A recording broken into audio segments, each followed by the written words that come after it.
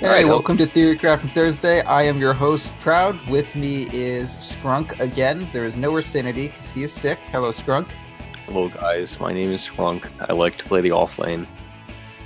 Scrunk. Sam sucks. I agree. I wish I could play 5 support like that guy, but I can't. Instead, I play it well. Don't you, Scrunk? I'm like, anyway, okay, so do your intro, dude. Okay, so well, hello everybody. I am your real host, Ursinity. Of course, I am back from the dead, more or less, más o menos. And today we're hosting Theorycraft Thursday, which is everybody's, of course, favorite 2016 Idol Star Athletic Championships recap podcast. Fortunately for all of us, that aired today. It was glorious. I'm so glad Mama won the archery contest again. She did horribly. Oh my god, no. Yeah, she got injured on the field. It was tragic. Is that a name of someone in that? No, that's a Japanese name. This is a Korean event, but you tried. Oh, fuck. I thought, yeah, sorry. My bad, dude. That's all right. Maybe, I mean, if you want your... Yeji. Yeji? Yeji, it's a... Pronunciation is hard. I've just seen it typed. I've just seen you type it. I had a crisis of conscience when, I normally just type it. I don't say it often. So I was talking to somebody and I couldn't figure out how to say it. And I pressed 3 different ways and I couldn't figure out which one was the right way. Anyway, that's our tangent. Anybody, for the one of you that gets that, I'm excited and I want to be your friend. If I'm not already. It's probably just Kiyomi. So I was probably the only person that got that reference. And I don't even think he listened to the show. Anyway, instead of talking about that, or I guess since we finished our conversation on that, and we'll get an update next week. Let's just talk about Dota 2. I am. Don't take breaks. Me off on tangent. Anyway. I'm so tired of anyone saying the word tangent. It's so overdone. We need a new word. We do need a new word. I need a lot of new words. I'm very repetition. Can we just... Okay, so today's a very special day for Theorycraft Thursday. We're going to depart from our regular format just because we're very happy. We thought of a very good topic that both of us have independently brought up on other shows, but not gone into length on. And we want to clarify and talk about it. And so that's going to be our episode today. True. Well, I know I bring it up constantly. I feel like you brought it up. Maybe. I bring up so much, you know. Do that. There are multitudes. The topic for the show, as you've probably read from the title that you downloaded or visited, we're going to end up talking about mixed skill parties and both how to play in mixed skill parties when you are the high MMR or one of the higher MMR players in the party, and also when you're one of the lower MMRs, because they're two very different experiences and you have to kind of address it in different ways. That being said, before we do that, let's just discuss our week in Dota. How have we been, Proud? Okay. Are you gonna cut me off and ask me how I've been, and then you start talking? No, what were you gonna say? That's fine. No, I was gonna bring up the fact that both of us, Hakuna Marana wise, are in a period of transition. Our mid player has had to leave due to real life idiocy, business, and stupidity, that also. But lack of mental fortitude.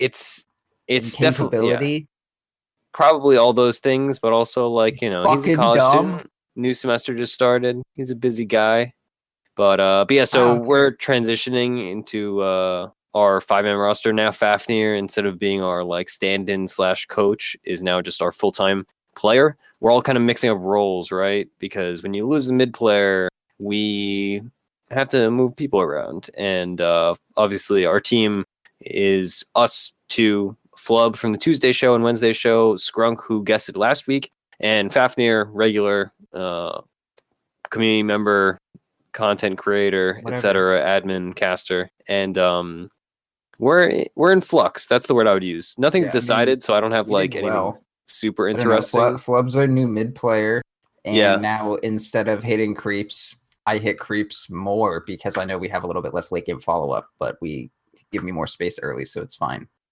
That's all that's changed. Welcome to fucking 30 sentences of Ursi getting around to that one. Well, yeah. Because initially... so my week in Dota has been... Yeah, initially we were thinking of you being mid, and then we were like, Jesus, do we want to give that guy more responsibility? And then we're like, no, put Flub on it. We'll just stop loss there. It was more like we can't count on anybody to play 5. Who's going to play Winter Wyvern if I don't? Yeah, no one, honestly. We need you to play Winter Wyvern. That's the way that we got you to accept it. Okay, so My Dota, it was good. I got the 49 again. Dropped a little bit. We're making it back there. I've just been trying to play a lot. My Sven is fucking great. Holy shit, my Sven is so good. Like, man, Sven, what a fucking hero. Love that motherfucker. That's my week of... Oh, yeah, I've been playing some Ember Spirit. That's actually pretty fun. It's been good. I've been liking my shot calls a lot. You ever want me to tell you what to do? I'll do it. So are you playing Ember Spirit mid lane or safe lane? Mid. I don't think he's a good safe lane. I mean, I played it safe lane that one game, but that was just because we were against a fucking Meepo and they picked Sven. But yeah, I've been like, I've won. I think I lost one solo queue game with Ember, but that's because someone intentionally fed. Which, okay, there were like 3 games in a row. Like there was one day where I just dropped 300 because it's, what else am I going to do? I'm on break. I had 3 games in a row where people just intentionally fed, and that was 3 hours of my life. And I know like people complain about that and be like, oh, it happens, it evens out, but it happens so rarely. And then when it does, you're like, wow, this is bizarre that this phenomena exists within the human consciousness. And I just wanted to spend a little time to meditate on that, huh? Yeah, it sucks. That's if anybody that follows Moo on Twitter, he's been posting a lot about that in like the last week or so. And he definitely has some strong opinions regarding how awful it's crazy. It's something that you'd think should be like an extreme rarity, but it happens often enough that like my mind just explodes at the amount of people that come into a ranked game with their MMR on the line in addition to yours, and just like, one little thing sets them off, and then they're like, yeah, I'm going to feed intentionally, or I'm going to just jungle all game and sit around and do nothing, or some other thing that is actively counter to the goals of your team and winning. It's just, it boggles the mind. Yeah. Anyway, outside of the fucking 50-minute Medusa game that I almost won, where we had a 1 in 25 fucking Nature's Prophet, it's been good. Dota's been good. I feel confident with Flub as our new mid, because he plays a style that doesn't take any farm, and that's great for me. Yeah, it's always interesting to transition. I mean, if you are the individual transitioning from one position to another, which I'm sure Flo will be talking about this on the Tuesday show. If he doesn't, that would be bizarre. But for us to talk about our dear friend without him here, as we are prone to do, because, what else would the podcast be for if not to talk about people that aren't here? It's interesting seeing somebody transition from a not so greedy role, even though he was the 4, he didn't play super greedy 4s, into the 2 position, and seeing like, the kind of heroes that he plays versus the kind of heroes that our other mid played. And, our whole team acquiescing to that style is going to take some time, but so far it's looked promising. I've been very happy with it. I'm somewhat glad I'm not like the mid player, because I know that was an option initially. Yeah, but I was honestly not very good. Well, but mostly like Flub plays all the heroes I hate playing. And he plays a style I don't like, because like everybody knows I'm a greedy player, even though I am a 5-position support player, which is kind of counterintuitive, I suppose. But like Proud and I would have more issues transitioning me into carry than we are currently having with Flub, who's a very selfless, aggressive player. Yeah. So unless the meta changes, in which case we're screwed. And I guess I would have to be the mid player if the meta changed to like playing really greedy. I don't think mids but I doubt that would ever happen. Greedier than they are right now. Like mids are still pretty greasy, like greedy. Like an RTZ mid. I mean, people play Juggernaut mid. It's not like the most selfless position still. Well, so what, dude? I agree that there are greedy mids, but it's not as though greedy mids are the only mids. Whereas a few patches ago, when everybody was playing like Alchemist, Storm Spirit, Shadow Fiend, like taking stacks and doing that garbage, and like the mid player would be more farmed than the 1. Like, that is what I'm talking about. Like, that's where we would have to switch some roles around, because that's fair. All right. Anyway, let's move on. Okay, so my week in Dota, no one asked, but whatever. I've played barely any because I've been sick, and like I've said on many different shows, I don't like to play Dota, especially not ranked, when I don't feel at my best. And I've been playing like a decent amount of unranked. Been playing actually a lot of this JRPG called Tales of Zestiria, because I love the Tales series and it's very fun. But that is not Dota. I played an Invoker game last night. I went Hurricane Pike. That was really interesting. Other than that, though, I've just been showing up to team practice, and that's really it. I played a Dazzle game, and I used to play a ton of Dazzle. And after Fluff and Stuff, who is a support player, actually, I think now he just goes by Fluff. He is a support player for Kaipi, and he makes YouTube videos, and they're very good. If you want to learn, they're not like Purge style where they're like 50 minutes long or super long. He makes them like 15-minute videos. They're really educational. And he was talking about the supports that he plays as a 5-position player, both in pubs and for his pro team. And he was talking about Dazzle, and Dazzle a hero that we stopped drafting, and I used to play a ton of, but no longer play. So getting back into him has been fun, even if it was just one game. Like, I definitely plan on picking him a lot in solo queue. Other than that, though, nothing too exciting, because honestly, I only played like 8 games in the last week. So yeah. Dude, I love that Sven game where you were Oracle and you made me very strong. Yeah, man, Oracle's so good. I just want to run more teams because, like, we played that game where Vafa was on Magnus and I was on PA and it killed everyone. And then the Sven game where you went Oracle and you buffed me up and I killed everyone. I just want to do that. Can I just draft those teams where I just get to have fun? Oh, yeah, totally. We had Magnus and then Skunk on Omni and me on PA. Oh, that was so much fun. I don't think I was in that game. Wait. Yeah, no, Faf was on Shadow Demon, Flo was on Kunkka, Vafa on Magnus. And it was a pretty solid draft, honestly. We just had like Offlane Omni, and Skunk just like Iron Talent or something like that. But either way, he got all the farm he needed to. And then it was just like me on PA killing everybody in the club with fucking Empower and Repel. It was great. Oh, yeah, it's solid. Omni Offlane's surprisingly like good. People kind of good hero. He's very, very good. Even, he's classically the top pub hero for like the last years and years.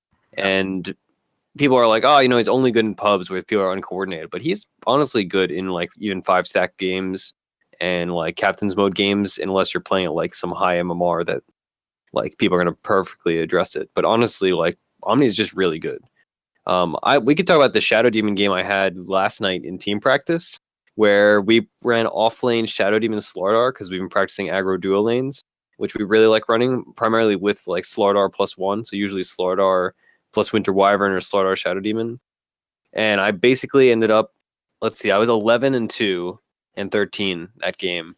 And it was a 35-minute game, and it was a very fun Shadow Demon game. That hero is so good when you get ahead. And like as offlane Shadow Demon, there was a large period of time where I was soloing and Skunk was Iron Talon jungling or something, or ganking or fighting or whatever.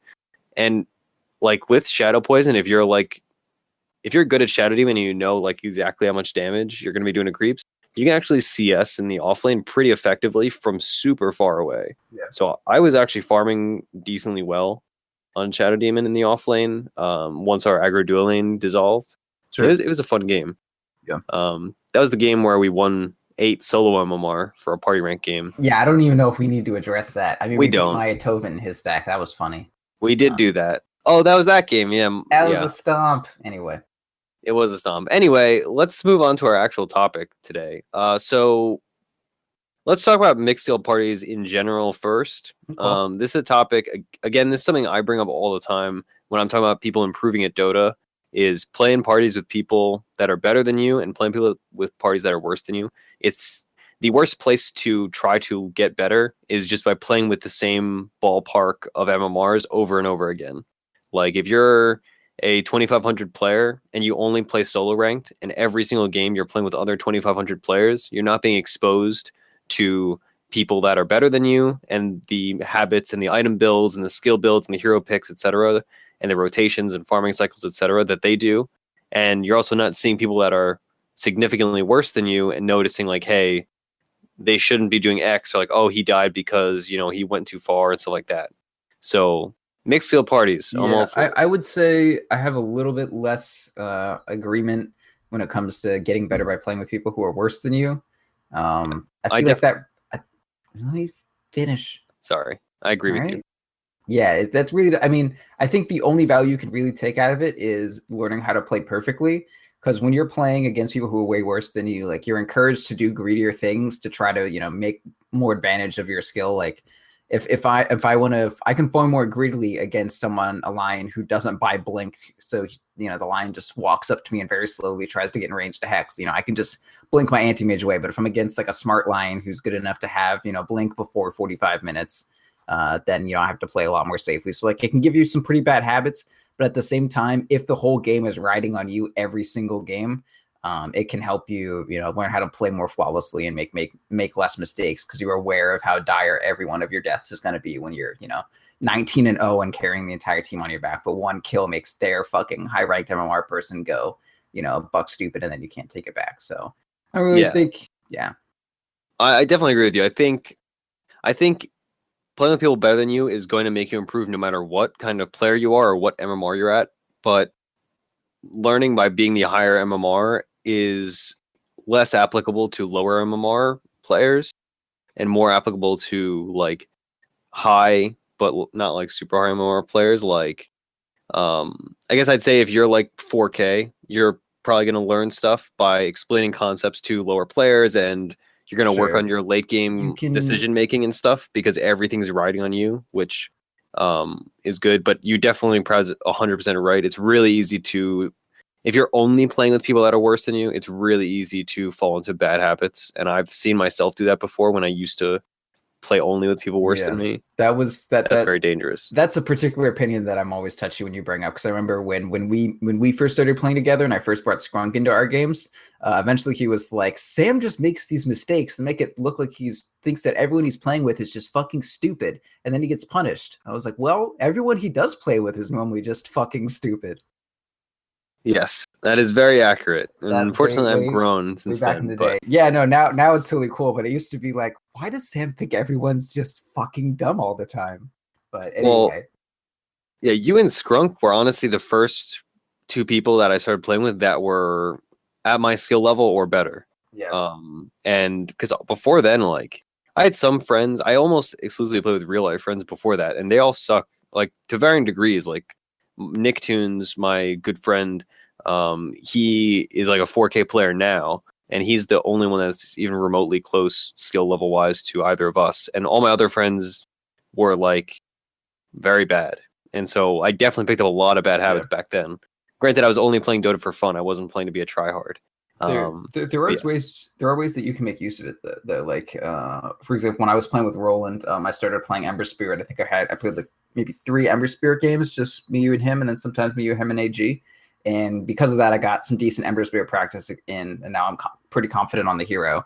So now I can pick it in solo rank. So if you are playing with people worse than you and you do want to get something out of it instead of just, shit stomp and get a Shadow Blade on a fucking Shadow Blade Maelstrom on Bane, that was something that specifically happened. If you're not looking to just do that, play something you're bad at and get better. Like Shadow Fiend, play fucking Shadow Fiend. If you're shit at Shadow Fiend, play it there. Don't play it in my fucking ranked games.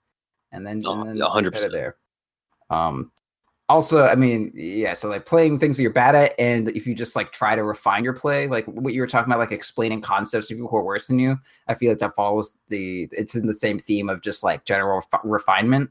But I feel like playing with bad people when you can focus on all the little things and you don't have to like have this huge view of, trying to do everything or trying to like do everything in general. Well, if you just focus on the little things, like work really, really hard on your map, on your map awareness and that sort of thing. Yeah, you may be looking at the map too much, but if the people you're playing against are bad enough, they won't really matter. So if you're playing with shit people, work on the refinement and less on the, whatever the fuck.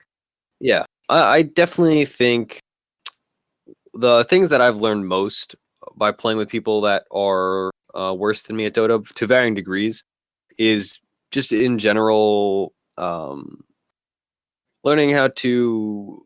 It's made me think less about the little stuff and just do it on autopilot because I have to manage all these other things at the same time, right? So if I'm playing safe lane and I'm playing a game with everybody is like a 2K player or whatever, let's say, and I can't be sitting there and only tunnel visioning and focusing on my CS. I have to be telling the mid what items to buy, and I have to be telling the offlane like, hey, maybe you're a little too far up, let's back off, and do that while doing my CSing. So it helps me with the macro management of the game.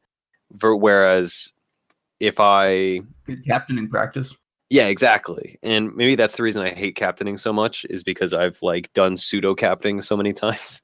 But I think I've definitely learned a lot from that. And then again, like I always say, is refining those concepts, and it makes me think on a deeper level about the game. Like the classic example I use is, if you're talking to a guy who's playing Faceless Void in the off lane, telling him, hey, buy a poor man's shield, and him asking why it helps me mentally think like, all right, you build it because of this reason. And occasionally I tell people to buy an item, and then because I'm actually thinking about it compared to just autopilot buying it, I then think like, hey, actually that's not the right pickup, and then refine things, and then I apply that to my builds in the future. Whereas I may have, if I hadn't had that experience, I may have just gone on autopilot and gone like Stout Shield double Mango instead of going Poor Man's Shield because I thought the matchup was going to be different. Yeah, exactly. Well, we buy Poor Man's Shield because you're going to be dealing with a lot of small damage harass instead of, getting nuked down by a Skywrath, for instance, where you'd need more regen and not 300 gold spent into Slippers of Agility. Okay. So because you can shake off the huge bursts, you want something that deals with the little bursts. Exactly. And yeah, that's like the perfect example, is having those concepts refined and explained and verbalized compared to having them internalized is actually valuable. And I'd say that's something to actually do, not just to listen to us, because I'm sure I can't word it well enough to explain the concept fully. Definitely but it's not. it's like what they always say is the best way to learn something is to teach it once you already know the general concepts. And that is just as applicable as it is to Dota as it is to anything else. So definitely try to do that if you are a good player. To be perfectly honest, if you're not very good at Dota, or at least like, unless you're playing with really bad people that are new to Dota, I would be a little concerned. You don't want to teach people things that are also incorrect. But for what it's worth, I still stand by that it is a good way to get better at Dota if you are already a decent to good player, to play with people that are worse than you and explain concepts and captain and lead, and especially if you're transitioning into a new role. I guess that's another tangent to go on. Sorry to use that word, Proud. I know you fucking hate it. Want me to find something new.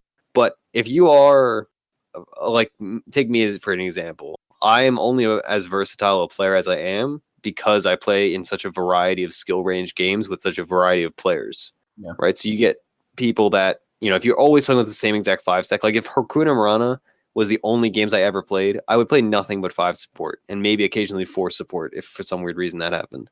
Yeah. Whereas if you are playing in a variety of stacks, then, I play 5, I play 4, I play 3, I play 2, and I play 1. And, if you never play 1, if you're playing in a game with people that are all 2,000 MMR below you, you can wing it. And that's a really good way to learn how to play 1. Or like you said, learn how to play heroes you don't already play, stuff like that. So that's kind of my 2 cents. Do you have anything else to add about playing with people that are at a lower MMR than you? I guess not really. One of the main reasons I play with people who are at a lower MMR than I is because I like helping people get better, hence me wanting to be on the show and like literally begging for hours for Roland to ask me offhand and then say yes. Yeah. So I don't know if you are gonna play with people worse than you. Okay, I'm gonna actually, I do have some more to say. This is more of just like a fucking humanity in general, but like don't make the game all about you. You know what I mean? You know what I mean, buddy? Absolutely. This is actually a very good point that I can't believe I didn't. If you're really good at Shadow Fiend, and then you just queue up a game and you play Shadow Fiend and you shit stomp everyone, and then you just win and every game is like that, ain't nobody want to play with you. You're not playing Dota. You're playing against medium bots with friends that you want to fucking suck you off while you do it. That's not fun. Ain't nobody want to do that. Yeah. Don't do that. It's like, I normally don't play Lone Druid when I play in games with friends. Everyone's like, oh man, let's see the proud Lone Druid, woo! Because I'm that cool and popular. But, not everyone cares about your fucking Tinker or your goddamn, like, I'm going to pick Naga mid, guys. Watch this Naga mid game. Like, already Naga is the most fucking, like, egotistic, or not egotistical, but the most masturbatory hero to play in a pub.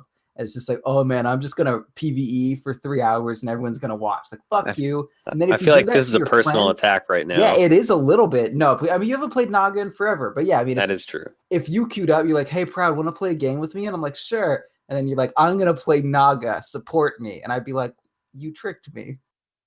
Yeah, I 100% agree that you should not on a regular basis be, if you're playing with people that are worse than you, the emphasis should be on them learning stuff. And yeah, of course, it's always fun to have a game every once in a while where you just stomp people, and that's that's one thing to do. But I'd say if more than 50% of your games playing with people that are lower MMR than you are like that, you are not this is not productive. Honestly, I would say 1 in 5 games maybe should be like that, an optimal thing, because it keeps morale up. Everybody loves a good stomp, but I definitely agree that if you're a TA spammer and you're 5K and you're playing with 4 2K players, it's not going to be a very fun game for anybody except for you. And if that is fun for you, what is wrong with you? Yeah. Yeah, on a regular basis too. I want to leave that stipulation, just because every once in a while we all like to have a good time and stomp people every once in a while. Yeah, but I'll say if I do play with some new, let's say I'm playing with Roland and then 2 listeners or whatever the fuck or something like that, or 2 of his little friends or something, the first game we play, I'll pick something to stomp just to be oh, okay, and then I'll play something I'm less good at. But that way they have the confidence and they're willing to listen to me and that sort of thing. And then, I can play something and play, mediocrely, but they already saw that I did well or whatever. So I don't have to be embarrassed. Maybe they'll think I suck if I don't play my best hero. If you're insecure about it or you really want them to get better, but they don't have a lot of trust in you, because if I play with Roland, I can do whatever the fuck I want. And he'll still do what I say. Because he knows maybe I'm just having a bad game or something. He knows me well. Same with I play with you guys. If you have a bad game, I'm not going to judge anything. But if you're playing with a new group of new people and you want them to listen to you, then maybe shit stomp a game, and then the little birds will listen to you when you say build this bird nest instead of this one. I definitely feel I do the same thing. Where I like to play support, and that's kind of a divisive thing. Some people are like, oh, if you're playing and you're higher than already, you should play a core just to win. But I generally will do the same thing like you. I'll play Invoker AM or something for the first game I'm with a new stack, have a fun win, build morale and all that, and then in future games and the Battle Fury. Yeah. Oh yeah, of course. Building morale while building the Battle Fury. The Ursi way. And then that builds more morale because people are like, man, we just won, and that guy's a Battle Fury and an Armlet. Battle Fury and Armlet both combined into morale. Yeah, exactly. It's the ultimate item. That's how Slax wins all his games. He builds morale by building those 2 items. Yeah, little side note about that. He flames all his fucking games, dude. He does do that. That's how he wins. Yeah. I have a very good memory. A very clear memory. Back in 6.83, the troll sniper patch, I remember. That's when I ran into him too. Yeah, it was in different games because I remember it clearly in solo queue. I remember beating him, and he played Omni, and he had a troll warlord on his team because obviously in that patch, every team, one team had troll, one team had sniper, and maybe Leshrac. And he was like, "Yeah, my troll just sucks. My troll is awful." And I was just like, "I mean, you're right. He was 1 in 11 or whatever, but still, I was like, whatever." That's why I try not to flame in pubs. Because he played sniper on my game, so I'll flame him whatever. He was sniper and he flamed. What kind of shit is that? That being said, it's always good stream content. People watching. Yeah, anyway, that's a tangent. We shouldn't. But oh yeah, me too. Played sniper my goddamn game and flamed. How was that okay? Anyway, gosh, now I got all off on my on this not tangent. What another word? This string. What? Try not to use the word tangent. What are synonyms for tangent?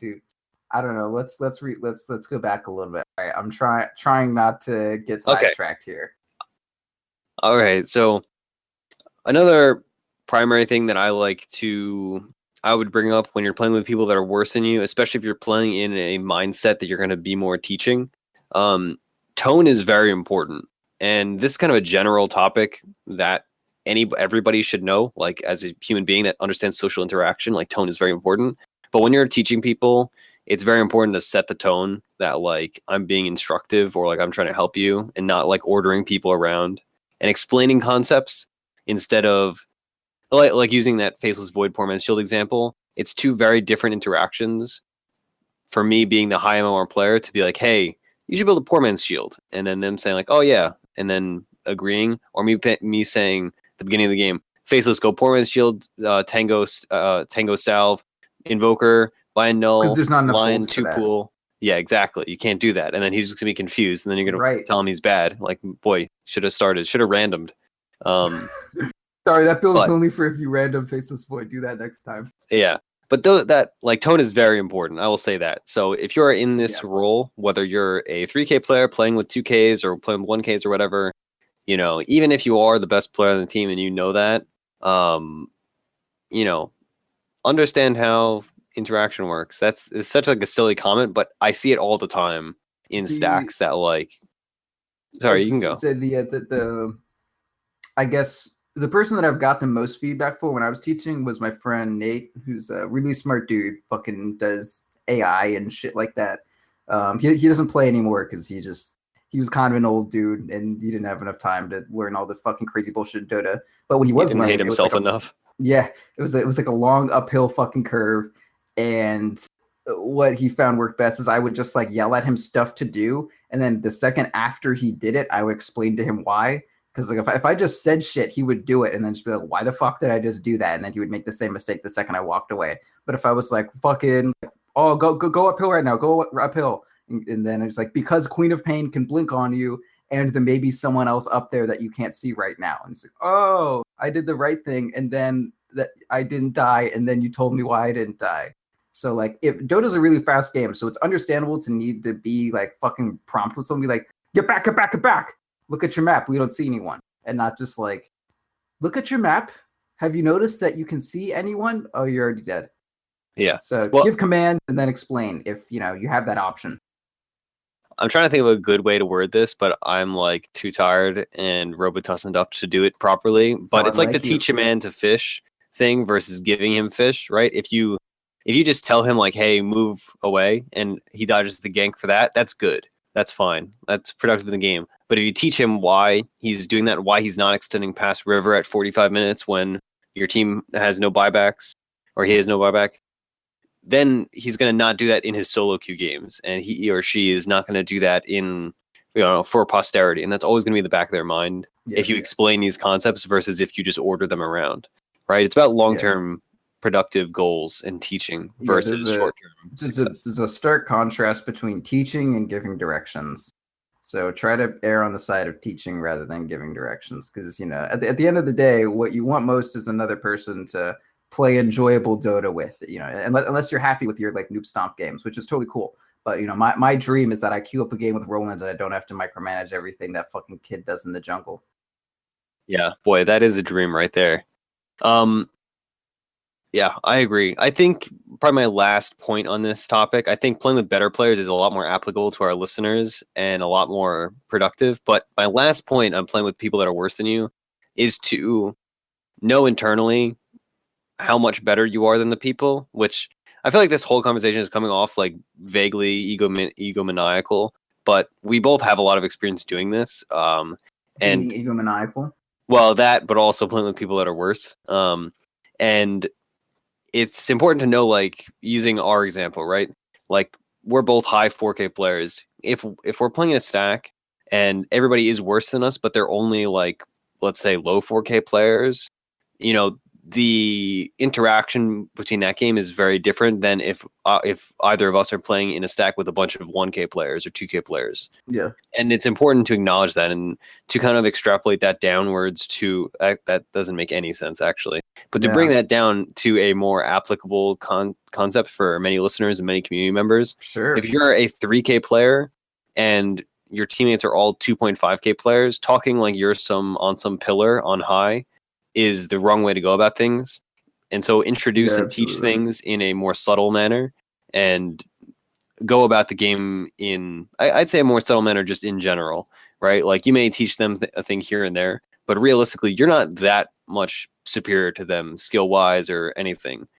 Or unless like, there's a specialty, right? If you're a 3K player, but you only play Invoker and your friend is playing Invoker, that's different. But if it's just talking about the game in general and teaching people concepts, if you're not sure about something, don't like say things that are 100% like certain, right? Yeah. If you've never played Faceless Void offlane before, you know the general concepts if you're talking to somebody that's 2,000 MMR below you, but don't give him resolute things like, all right, you have to do this. You have to go Vanguard and then Radiance.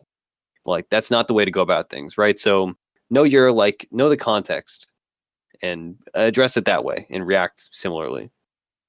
Yeah, and in addition, I mean, there's only so much a person can absorb in 1 hour long game of Dota. So you're spending the whole time trying to like bring them up to your MMR. I mean, that's not really going to work. If like the main thing, if I played a game with Roland on Storm, there's a lot of fucking complexities to Storm. But the main thing that I'm going to try to hammer home to him is stop doing full mana bar zips across the map as soon as you res. Like, stop doing that.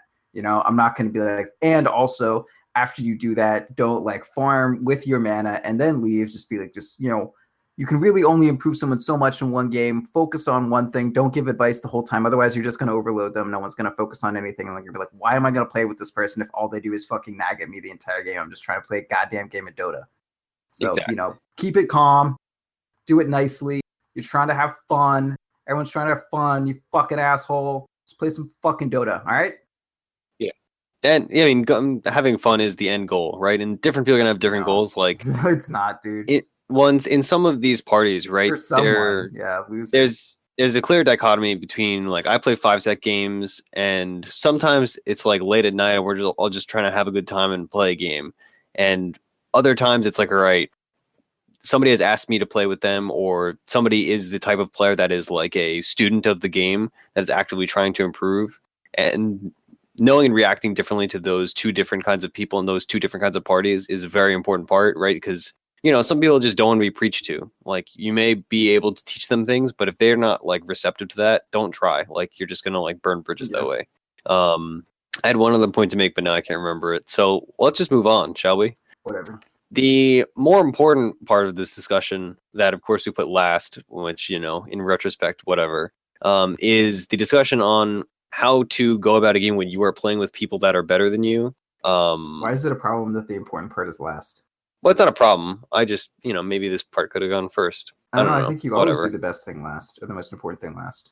That is true. All right. Anyway, when you're playing with people better than you, I would say, for the sake of setting, let's say you're playing and you are the lowest MMR, not just like the second lowest or whatever, but like, let's say, using URI as an example, it's us and then like 4 or 6K players, for instance. Okay. That is a very different setting. Like every pub game I play now? Exactly, yeah. Okay. Sorry, I'm trying not to die because I'm still quite sick. If you do it with your mic open. That way, like, you can die live on podcasts, and that'll get us views. Just like Mom always hoped me to do. All right. So, when you're playing with a stack that's notably better than you, to a varying degree, of course, that is kind of the stipulation we always have to have. Yeah, it's hard to find such players, but it is a very rare occurrence. But you have to go about the game, and I think the core concept that Proud brought up earlier, and the first point that I'll bring up, is that you should be playing the game with one thing in mind. Right? So you want to be saying, all right, I'm playing Faceless Void Offlane in this game. I'm going to learn the laning phase of Faceless Void Offlane, or I'm going to learn starting items, or why I'm building X, Y, and Z. No. Okay. Continue then. No, I didn't say that. I said when you're trying to help someone out, focus on helping one aspect of their play.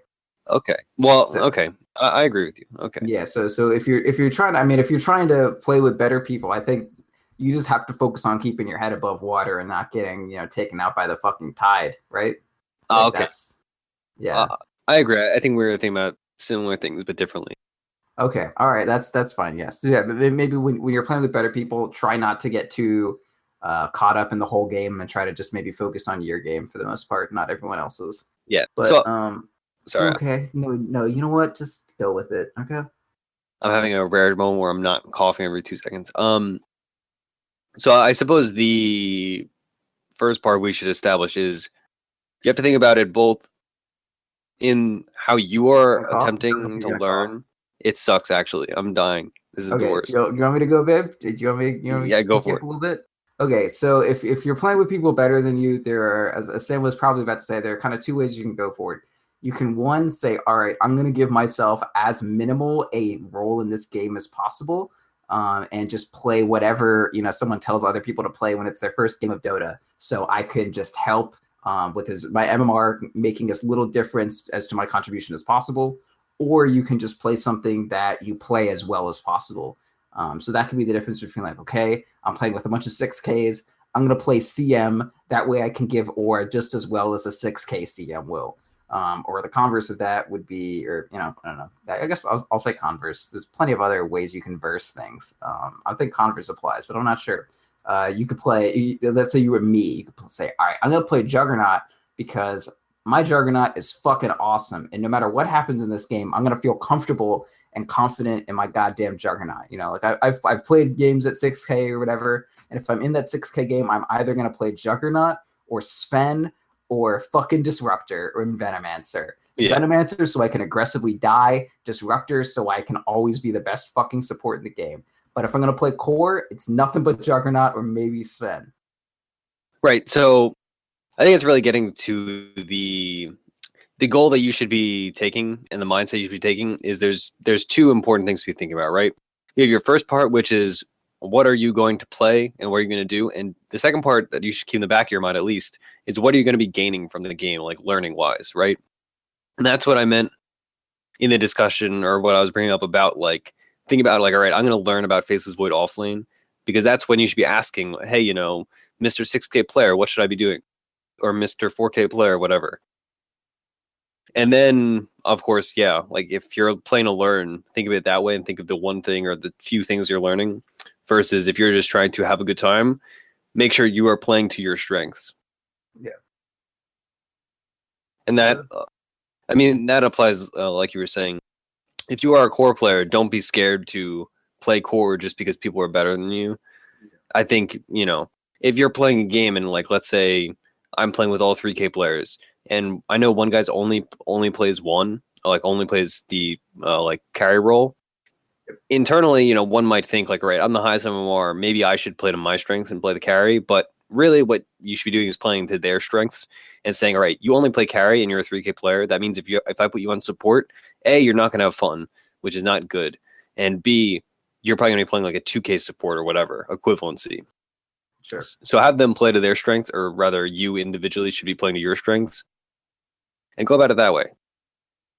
Yeah, no, I agree. I know in your opinion, whenever you play pubs and you have someone, even if you're the highest MMR, you're not gonna steal carry from someone whose name is carry only me and is just spamming like me HC please and has anti-mage selected. Like, yeah. Even though you are the better MMR, like, probably it's in your best interest for that person to not enter this game. I'm fucking heartbroken. Yeah, and that's when you get people that like do feed or like at the very least like they tilt fast. Whereas they might not tilt instantly. They may be like unhappy and grumble, whatever. Yeah, no, they try a very aggressive gank that has no chance of working, and then it won't work, and then they'll rage out. Yeah, and then they're like, "Man, I should have carried. Like, I'm so much better than you." Yeah. Right. So. And then the game ends, and it turns out they're 4.1K, and everyone else is fucking 6K, and you're 4.9, and then you lose your 4.9, and then someone feeds 3 times in a row. Whatever. Yeah, we've been there. I have recently won a few games off of stuff like that, where we are in the MMR range, and this kind of semi-tangential, I suppose. But when you're in higher MMRs, you do get introduced to players that are notably better than you because there's less people playing in the pool. So, like in high 4K, I've had the experience many times. Like I'll have like somebody who is way higher than everybody else. Like there's be like a 5.5K guy or like a 6K guy because there's just less like people in the pool, and it's always like either a really easy game for the enemy team or a really easy game for my team when there is that dynamic, and then that player does not get to play to their strengths because their teammate is just like, yeah, me jug mid or me jug carry. We're mid. The times they are changing. Very true. Very true. Are you just coughing? I am in the process of dying mid podcast. I have gotten exponentially all right. It's okay. Worse. Shut up. I'll try. Shut the fuck up. All right. Good. All right, so when you're playing with people who are better than you, yeah, okay, so we said, yeah, they can play. All right, so let's think of like, so I think something we said a lot, or something we have said a lot, is the concept of abilities or aspects of heroes or play or just stuff in Dota in general that takes MMR out of the equation. For instance, the conversation where I think when we talk about disables, we're like, well, a fucking 7K player who is stunned does the same shit as a 1K player who is stunned. I mean, unless they're like Abaddon and they can activate the ultimate and shit while stunned, that sort of thing, or Morphling, etc. But for the most part, there do exist some things in Dota that have effects kind of regardless of your MMR. And notable things that Sam hates would be like Juggernaut. Doesn't really matter how good you are. Your Omni Slash is going to do Omni Slash level damage, and stuff like that. So who let's say that you're going to play with a bunch of 6Ks. What heroes would you recommend for some for playing with people who are like way better than you? So definitely, I think there are certain core heroes that are very just like tried and true when you're playing with people that are way better than you. Like Lion is easily the first one that comes to mind. As long as you know like the basics of like, all right, I know when to stack and pull, and I know how equilibrium works.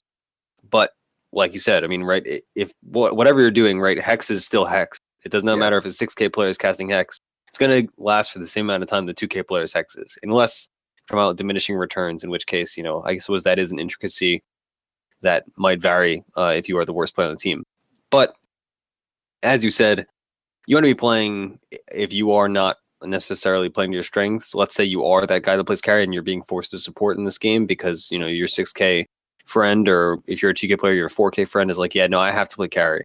Playing those heroes that are simple, I guess would be the word to use. Like that have very direct goals, I suppose would be a very better way to put it, right? Like Tidehunter in the offlane. That's a classic one that you put your lower MMR players on. Yeah. If you've ever played an in-house with me, the first question is, can anyone offlane? And the second question is, okay, if no one can offlane, who here plays Tide? And the third question is, okay, who here knows what Tidehunter does? Yeah. And then that's the hero I pick for offlane. Yeah, and it's the perfect example, right? And it's, I suppose, all right, so if you're the lowest MMR on the team, when you're playing Tidehunter, it's relatively simple, right? To just get a good Ravage and use Mechanism. And yeah, sure, like obviously a better player is going to get better Ravages and is going to use Mech at more optimal times or get better farm and get up Link faster. But overall, a person playing 2,000 MMR below the average of the game is still going to get the important parts done, right? They're still going to cast Ravage. Do Tidehunter things. Yeah. So being in that position is important, and it gives you a chance to excel, honestly. I don't want it to sound like if you're the lowest MMR, you should be like just this sad sack that's sitting in the corner, like playing with kitty gloves on. But if you're playing one of these heroes that A, is hard to mess up on, but B, you can really shine if you're like a 4K player playing in a 6K game and you're making still like really good Ravages, like people are going to take notice of that.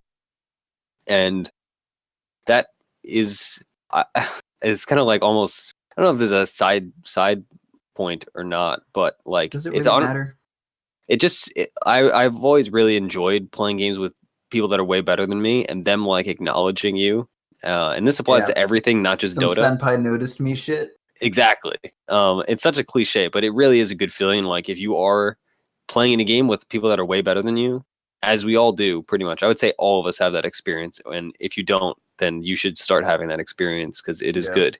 But like people being like, oh man, that was really good Lion play. Like, oh, that was a nice Earth Spike. Like, oh, good Ravage.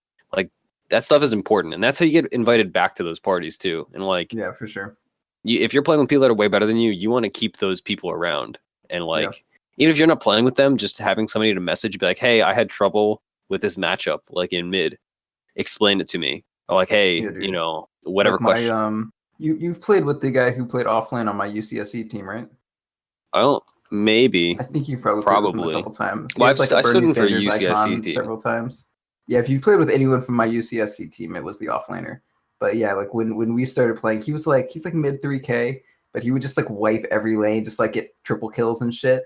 and he's playing against people way better than him. And just like every game, I'd just be like, yo, you are so fucking good at Dota 2. Like, I don't know how the fuck you're 3.5K, but you're like incredible. And he would just like every time come to practice or games to be super happy. He's like, oh, guys, time to play games. It's going to be fun. And I could tell he just like loved any time I was just like, you're so good. And he was like, I'm the best. So yeah, like, also I wanted to add to your little tangent or see with that, and not tangent, your little side story. Anytime you're playing in a game where everyone's like 6K and you're way worse, especially if it's matchmaking, in a team game, obviously, if you sign up for whatever qualifiers and you're a stack of 2Ks, you're just gonna lose. But if you're playing a matchmaking, if you're playing with like a bunch of 6Ks and all you really have to do to be contributing to your team is do as well or better than their shit player, right? So like if their shit player is playing mid and feeding, all you have to do is play support and not feed out of your fucking mind, and you'll have contributed and you'll have done your part. Like your part is more or less scalar to your MMR if you want to think of it that way. And when it's just regular matchmaking, an MMR disparity of like 25 or 50, not that big a deal. But when they're like a bunch of 6Ks, like all you have to do is not feed, and you'll be putting your team ahead because your team will be feeding off of their shit player. Yeah, and this is kind of, I brought this up a lot on this week's Wednesday show, but this is a concept that is very useful in all walks of Dota life, is that at the very least, all you have to do to climb MMR or to improve as a player is just do your job better than the guy on the other team doing your job. So if you're the offlaner, do better than the other offlaner. That's all you got to do. And like, that's not going to win you every game, but over the course of like 100 games, it's going to win you enough. Yeah. Eventually, some deity will sort it out for you. Yeah. So when you're playing these games and you have the opportunity to play in these parties that are mixed skill, that skew with you as the lowest, your opportunities for growth overall are just much higher. And I think that's kind of the next point I want to discuss is introducing yourself to these new players that are potentially much, much higher more than you. Like I've played in games where there's a 2K on the team and a 6K, and observing these players and absorbing the differences in their play style, whether they are incredibly higher more than you or even like just a little bit higher than you, like 1,000, let's say. Just pay attention to the little things that they do differently. And that's what makes the big difference, right? Because the game of Dota is all about the little things. Yeah. It's just a culmination of a lot of little things that end up with one ancient dying or the other. Yeah, there was one of the games we were playing against Hakuna Murana against a really good team.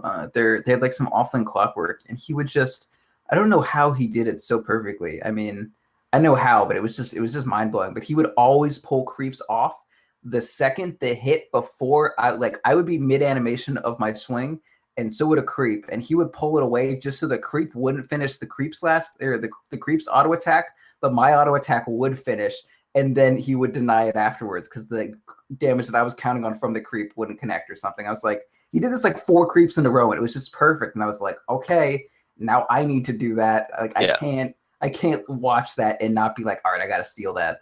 Like, it was incredible. So yeah, play with people better than you. And even something as simple as just like how to fuck up the other person in your lane's last hits. Like it was fucking night and day. I had never played a pub and had someone do that to me. It was fucking brutal. Yeah. And you can learn a lot of these things from just watching people that are better than you play, whether it's watching streamers or just like going in client and seeing like, I have like this really good player on my friends list. Like, let's just, while I'm queuing, I'll watch his game. But it's a different experience when you're playing with these people and you can actually like probe them for answers. Yeah. Like some things are fairly obvious, right? If like, if you're playing and the offlane clockwork is your really good player and he does a cogs block and you are in a lower MMR and you never see that before, asking the person why they did that is an incredibly valuable thing compared to just watching a streamer and saying, oh, he cogs blocked, that's weird, and then moving on. Yeah. So it gives you a setting that's very conducive to learning, and focusing in and asking those questions is, that's half the battle, right? Yeah.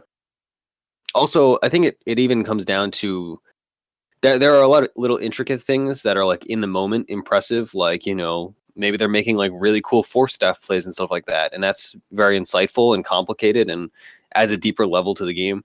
But you can even learn through very simple things. Like, I don't know if this was the same team that has the clockwork anecdote that you brought up, but one of the teams that we played against that was like it was when we played against Perky Pepperonis, actually, in the TI qualifiers in round of 64. They're all like mid 7K players, and they were incredible.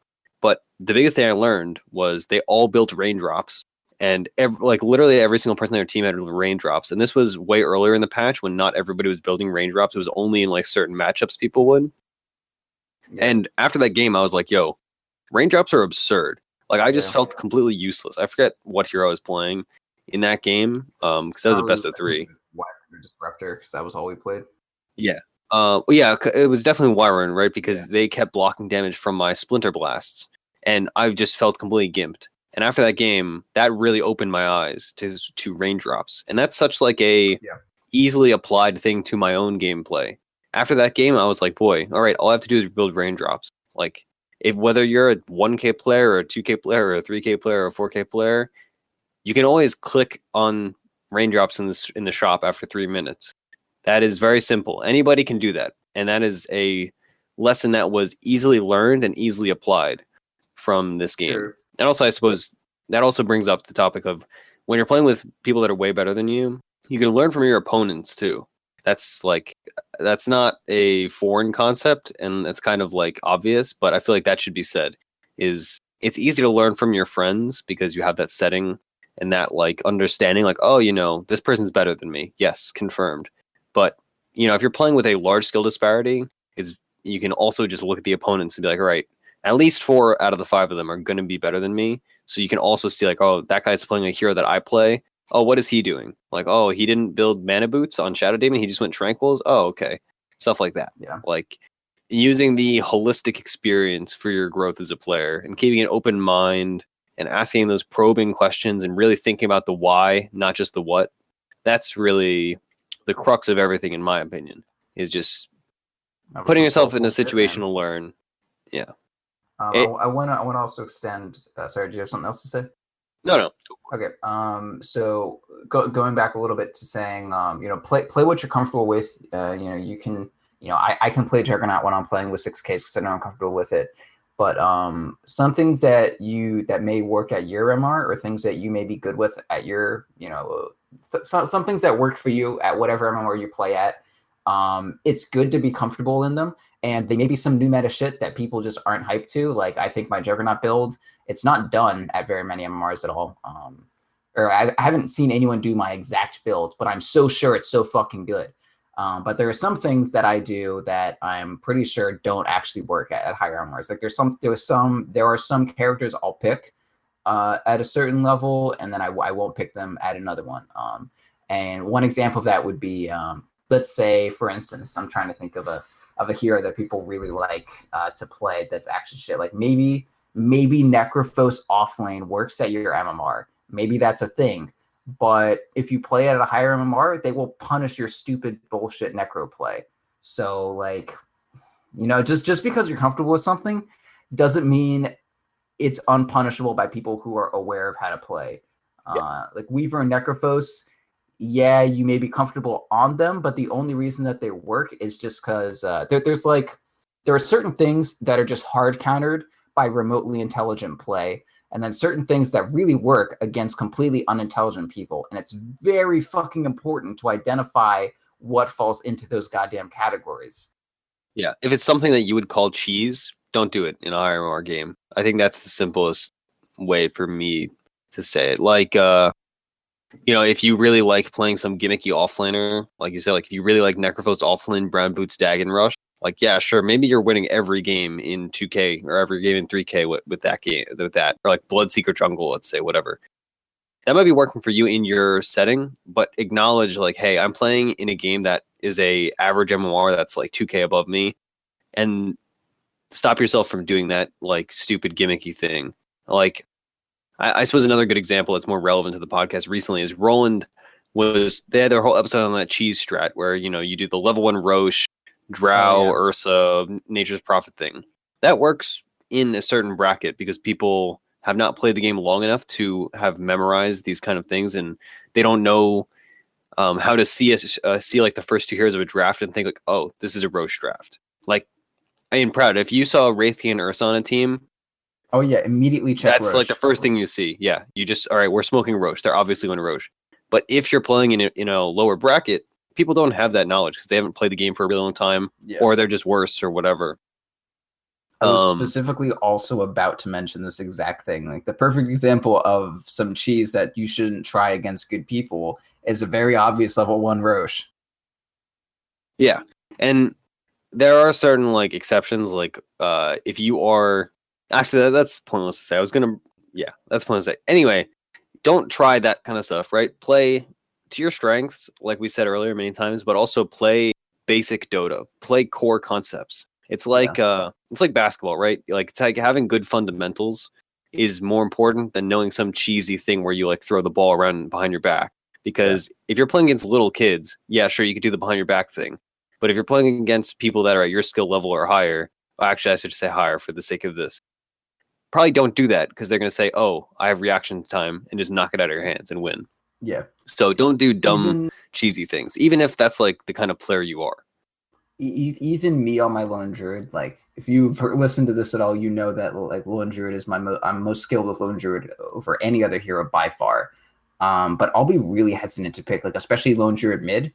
And this is something I wasn't even really aware of, but it's so easy to deny against lone druid if you just auto attack in between when his bear hits and when the hero hits. Like, if I play lone druid above 5.5k, I have to be aware of if my hero is above 350 range away from a creep, I'll attack with my hero and then immediately select both units and then right click to attack again. And I have to do that for every fucking last hit. I need a fucking 3-step process for every last hit and deny I'm going to go for. And then if my hero is closer than 350, I have to do it. I have to do bear first and then the hero.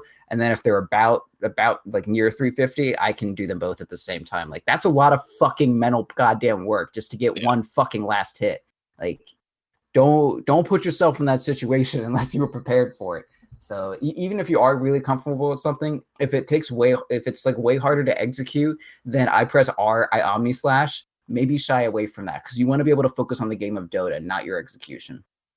Yeah, it's all about taking out the as many extraneous factors that are going to screw you, right? It's about, again, like, if there's one thing that is important, it's playing to your strengths.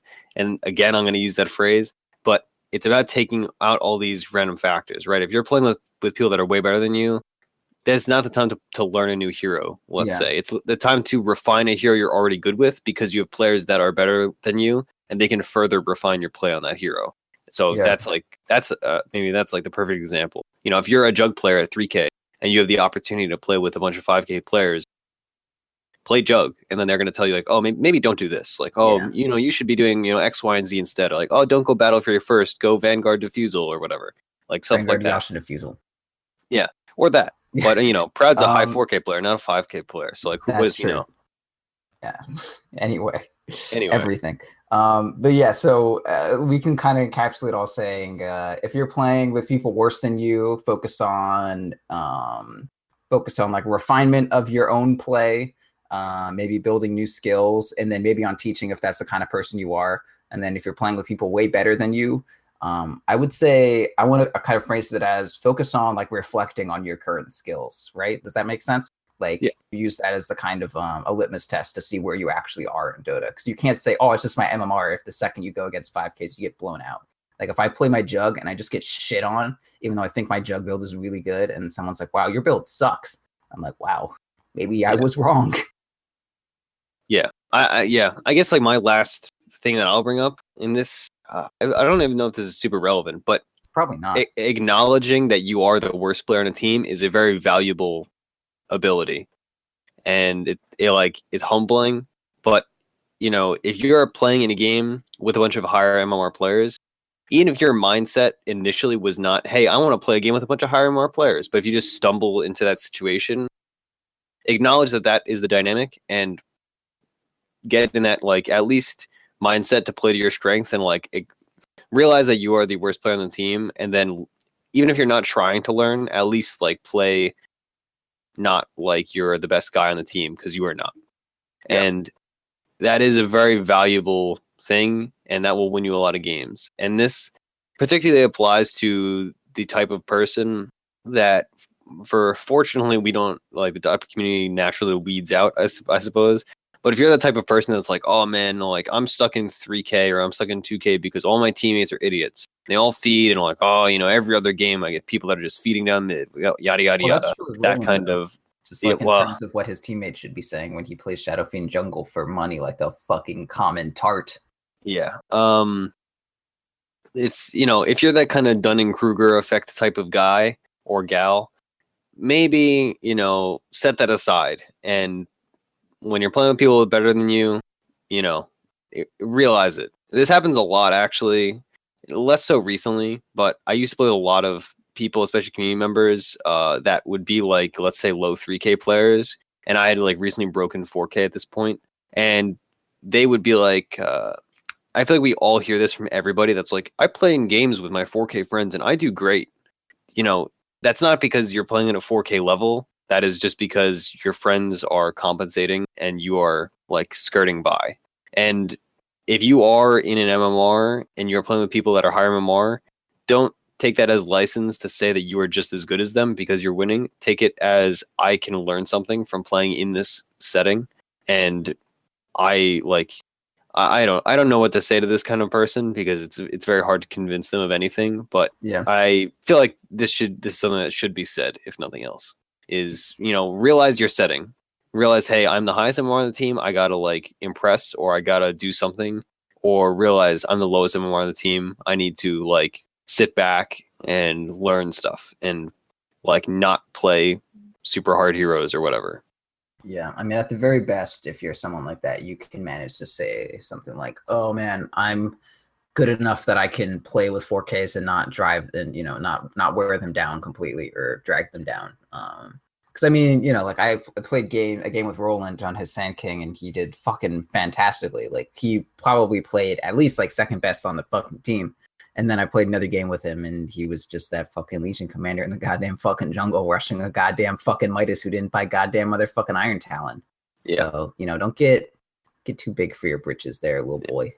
Also, like, everybody has good games and everybody has bad games. So if you're playing with your friends and they're way better than you, and like you excel and one of them like is playing poorly, don't take that as license to be like, yeah, man, I should be in 5K. Like, I played mid and I beat their mid player. Yeah. Like, our Kudamarana's mid player, we played in like whatever tournament it was, some random tournament, and he like first blooded a 7K player. That was the TI qualifiers again against Turkey Pepperonis. Oh yeah, so it was that game. That does not mean he's like he deserves to be a 7K player. That just means like he had a really good game that game, and he was playing to his strengths, right? He was probably playing Wind Ranger or Invoker, right? And that game is a perfect example of like all of us knew internally. We've been talking about this playing in a mixed skill party, but if you're playing in an entire game where your team is like all mid 4K and the other team is all 7K, it's the same mindset, right? If you're playing in this setting, you should be thinking, right, all 5 of us now need to play to our strengths, and we all need to be doing the basics and doing the fundamentals and not trying to do some weird strategy that we haven't played before, because we know we are worse than the enemy team, or to bring it back to our core beginning, we know that we are worse than our 4 teammates or 3 of our 4 teammates or what have you. And then, you do things differently. And it's all about that. That's really the crux of our entire show this time, is whether you're playing in a party that is worse than you or better than you, you need to attune yourself to that and play to that setting, and realize the differences and realize the opportunity in each. Right, you have the opportunity to teach and to refine your understanding of the game, playing with people that are worse than you, and you have the opportunity to expand your knowledge of the game and learn things from players that are better than you. And that's all I really have to say. Huh? Oh, he's playing Invoker? Yeah, sorry, I just looked up the game. Man, we outdrafted them pretty hard, honestly. I'm so sad we lost that game. Yeah, I've had a few games against teams like that where they like have at least a few 7K players or like high 6K players. And I just come away, and maybe it's because I play 5 and like the 5 just naturally like gets picked on in these kind of settings. But I just feel manhandled. Like I feel abused after those games. And like I learned a lot from that game when I went back and watched the replay. But like I missed Impales because I was playing Lion, I missed impales, which like never happens. But it was just because like I was psyched out, and then on top of that, you're like tilty. I am tilty, but also it was because the Ember Spirit on the enemy team was moving in the weirdest directions, and I learned a lot from that. And now, like when I'm playing any hero and like a line is gonna stun me, I don't just like resolve myself to my fate and be like, all right, I'm gonna get stunned for a few seconds. I like move around in weird directions, and now like I dodge stuns occasionally, and that guy just like kited me perfectly, and that was a real learning experience. But that's cool. You know. Or at the very least, you make it so they don't get like a triple stun that they can predict ahead of time. Yeah, it's all about not making things easy for the opponent. Yeah, got to make them beg for it. Any more comments on this before I hop into plugs? I think I hit everything that I could possibly want to say. This is kind of a big topic, so I think this is a very good one to like tweet questions to us, and also I suppose a good plug here to before we actually get into the plugs is if you are the type of person that only plays with like let's say you're 2K and you only play with your friends that are also 2K, if you're looking for people that are better than you, or I suppose if you're looking for people that are worse than you, which is kind of I want to say a less common sentiment, .p Discord, like we have a custom URL now. Let me look it up real quick. I believe it's just .p discord.gg /.p. It's that simple. That's how you can get into our Discord. There are people from all time zones. There's EU people, NA people, even Australian people. Boy. Many Australians, actually. We're big in Australia. Yeah, so you can find plenty of people that are willing to play with you and willing to play those teaching games with you in that kind of setting. So that is a great opportunity. And also, like another good thing is Reddit or Learn Dota 2. A lot of times you can find stacks and stuff through that. That's my understanding at least, or at least people to like play teaching games and stuff like that with you. So there are avenues to do so, and Defense of the Patience is quite a good avenue, I will say. It's definitely the best overall. It's a very nice avenue. We've got like some nice big trees, and a lot of signs. Our road signs are like big enough that you can actually read them at nighttime. The cherry blossoms come out, and it's beautiful. Yep, and everybody's nice, and like when the new person moves in, we all bring bundt cakes, and when they move out, we don't cheer. Probably, maybe. Parade, but no cheering is permitted. It's like the town in the movie Pleasantville, except like when it's good, not when everybody's like crazy. It's like one of my favorite movies of all time. It's really good. Not just because I live in a town named Pleasantville. It's very good. It has Tobey Maguire. It is one of my favorite movies. I didn't really like the original Spider-Man movies, to be honest. I like the second one. I got into a debate with a journalist that not a debate, I shouldn't say it, but a journalist I really respect and also a podcaster, actually. She made a allusion to how bad Sam Raimi that directed the Spider-Man things, where he does the scene where he dances. Oh my God. That scene, when it's contextualized, that scene makes perfect sense, and I'm totally fine with it. The movie still sucks, but I'm just saying that scene individually makes sense really within this character. Like in the movie. No, but that's one of my like things that like I'll defend when people rag on it. They're like, yeah, that's the dumbest scene in any movie. I'm like, no, it actually makes sense if you're talking about it through the lens of Peter Parker, who's a huge nerd that doesn't understand what cool people do. So he does things like that. He like wears all leather jackets and dances like an idiot because that's what he thinks cool people do, because he's not cool and he doesn't understand it. So it makes sense as a scene through how the character works. Yeah, anyway, but the person just refused to like entertain me and like a whole bunch of other people that are saying that, and I felt so like disrespected, and like it bothered me forever. So I don't know how I got on that tangent. You just seem like a person to disrespect. Not like I don't think that you deserve to be disrespected, but like I don't know. I feel like if I was a journalist, I would disrespect you for fun. Yeah, I mean, you get that a lot. Someday. Journalists. No, I don't. I'm very rarely disrespected, but maybe one day we will be popular enough that we can actively disrespect. The disrespectful thing, right? Because, God, now this is such a dumb tangent. But you have the thing where you just don't argue. You like straw man by just like saying like, oh, that's cute, whatever, and like calling somebody like honey or like, oh, that's cute, whatever. Oh yeah, like you infantilize the opponent, and you spell it like SWEATY. That's the best. Thanks, sweaty. I've never seen that one. Oh, but that's like my ultimate pet peeve. I always, that's the best one. God, I hate that so much. Your jug build sucks. I'm like, okay, sweaty. God, that's my ultimate pet peeve is people that argue by like infantilizing the opponent and acting as though they're not like on an even playing field. Yeah. That bothers me to no end. Anyway, let's talk about the plugs because I don't even know how we got on that tangent. Like a smiley face with like a hyphen nose. Like, okay, sweaty, hyphen, and parentheses. That's not even subtle. I have more problem with it when they do it subtly and maybe even subconsciously. Oh, God, it bothers me to no end. Anyway, where we will not do that to you if you come and hang out with us on Twitter. I am at Ursinity, Proud is at Proud Dota. Our show is at .p_show, where you can find all things .p. You can also find Flub at Flub Dota with 2 B's. No promises. He might be weird and condescending to you. I assume he won't be, but you know, you never know with now that he's a mid player. I feel like he's gonna have to like pick it up. Yeah. On twitch.tv/.ptv, that's where we stream. We also stream the in-houses. They're run by a very friendly individual named Grotto, and he is going to be your leader, your Sherpa through the in-house mine. Sherpas don't lead people through minefields. I meant mountain. Jesus Christ, it's so late. I'm so hyped up on like Robitussin and medicine. He will lead you. Sergeant with a minesweeper who will lead you through the minefield that is the in-houses. He will be the Tobey Maguire that will bring color to your town. And it'll be great. Maguire. They're very fun. He is no Tobey Maguire, that's for sure. He's Charlie Day. He's fucking Charlie from It's Always Sunny.